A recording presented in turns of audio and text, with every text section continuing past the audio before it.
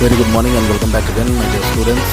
This is Gladson sir. Today we are going to continue our same chapter number 4 from our English main course book, and up to where we have stopped yesterday. From there we are going to continue the next new paragraph. आप सबों को हम फिर से स्वागत करते हैं online classes में. मेरा नाम ग्लैडसन है, आप सबको जानते हैं. और कल जो मैंने आप लोगों को पढ़ाया था chapter 4 English main course book में से, आज उसी का बाकी हम आगे कंटिन्यू करेंगे. कल जो मैंने पढ़ाया था उसको थोड़ा सा बताते हुए हम बाकी के आगे का पैराग्राफ को हम कंप्लीट करेंगे. तो कल हम लोग क्या देखे थे कि डेविड जो है उसके सामने एक नोटपैड में लिख करके काउंटर पर रख देता है, जिसको वो डेविड को देना चाहता था. David smiled at unfriendly face, then pointed to his ears and shook his head from side to side. A quick look of surprise changed the man's face as he studied the notepad, then turned and said something to his friend. यहाँ क्या देख रहे हैं कि जो वो लड़का जो था, जो नोटपैड में लिखा था, वो उस टेबल पर, उस काउंटर पर रख देता है. डेविड जो है मुस्कुराते हुए और एक अमित्रता का चेहरा लेते हुए उसकी ओर देखता है और अपने सिर को हिलाते हुए उसको कहता है कि शायद उसको ये प्रतीत होता है कि जो इस किताब में, जो इस नोटपैड में लिखा है और जो वो उससे कहना चाहता है, वो उस चीज़ को समझ लिया है. David used the chance to look closely at the man, paying attention to the shape of a gun and a restless hand in the man's right coat pocket. Anger boiled with him, but it was kept down an inner voice that said, "Be still." He wrote on the notepad, "May I help you?" For the first time, the older man looked directly at David and smiled. यहाँ क्या देख रहे हैं कि ये David जो है बहुत ही गंभीरता के साथ और ध्यानपूर्वक उस व्यक्ति की ओर देखता है, और क्या देखता है कि ये व्यक्ति जो है बहुत सावधानी से उसके जेब में जो बंदूक था और अन्य चीज़ें जो उसके जेब में थी, वो उसको देखते हुए अपना क्रोध उसके अंदर इतना गुस्सा हो जाता है कि भाई हम जो बात इससे करने आए इससे हो नहीं पा रहा है, और ये कैसे इस बात को हम अपनी बात को उसके सामने रखें. और तब वो एक धीमी आवाज़ से कहता है, ठहर जाओ, जो तुम इस नोटपैड में लिखे हो मैंने उसको पढ़ लिया है. वहाँ लिखा है कि क्या मैं तुम्हारी मदद कर सकता हूँ.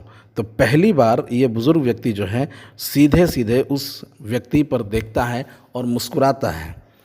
एक क्रूअल मोकिंग स्माइल, कहने का मतलब है कि उसका जो मुस्कुराहट था एक क्रूरता से भरी हुई मुस्कुराहट थी, और मोकिंग स्माइल का मतलब है कि उपहास करना या किसी का मजाक उड़ाना.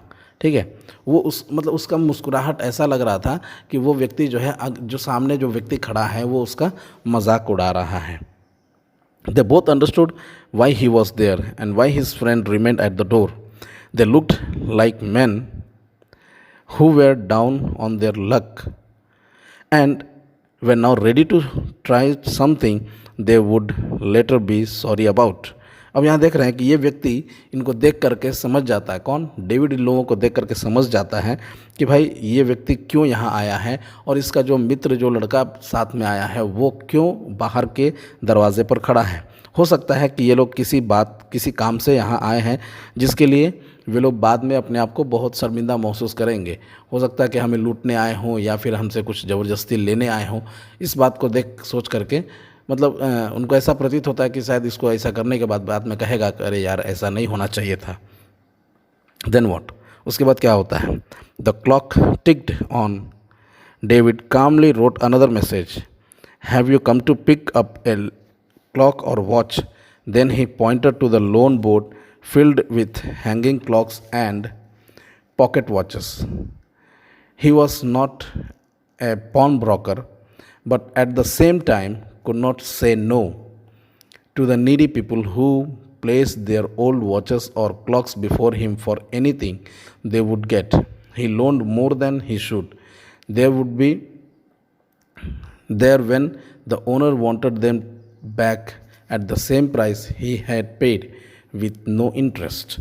अब यहाँ देखिए कि वो व्यक्ति उनको देखने के बाद बहुत ही शांति से एक और संदेश उनको उस नोटपैड में लिख कर भेजता है. क्या लिखता है उसमें कि क्या तुम लोग यहाँ पर किसी घड़ी को लेने या फिर पॉकेट या किसी दीवार घड़ी को या हाथ में पहनने वाली जो कलाई घड़ी है उसको लेने आए हो। फिर वो जो उधार देने वाला जो बोर्ड होता है, जो पंजीकरण करने का चीज़ होता है, उसकी ओर इशारा करके कहता है कि वहाँ जो लटकी हुई घड़ियाँ हैं क्या तुम उसको लेने आए हो। तो वो कहता है कि नहीं, हम यहाँ किसी तरह का गिरवी रखने या फिर किसी तरह का दलाल का बात करने के लिए नहीं आए हैं। लेकिन उसी वक्त में वो जो सवाल उससे पूछा था वो उसके लिए ना भी नहीं कर पाता था, क्योंकि वो ऐसे ज़रूरतमंद लोगों के लिए मदद करना चाहता था जिन्होंने अपने पुराने घड़ियों को यहाँ पर पहले से दे रखा है ताकि उसको ज़रूरत के समय पर उचित दाम मिल सके। और कितनों को वो तो उधार दिया है, कितनों को कर्जा दिया है, और कई लोग ऐसा होता है कि जो दाम जो मालिक को वो लोग दिए हैं या फिर जो सामान वो लोग वहाँ पर गिरवी करके रखे हैं वे उसको वापस बिना उसका ब्याज चुकाए जो दाम उसको मिला उसका वापस उसको दे करके ले भी जाते हैं। Then the older man seemed to feel a little easier, took out his hand from his pocket and quickly looked at the watch on his wrist. How much will you give me for this, man? The man wrote. अब देख रहे हैं कि वो अगला व्यक्ति जो उसके सामने जो खड़ा था वो थोड़ा सा अपने आप को हल्का महसूस करता है कि अब लगता है ये लोग मुझ पर कोई हमला नहीं करेंगे।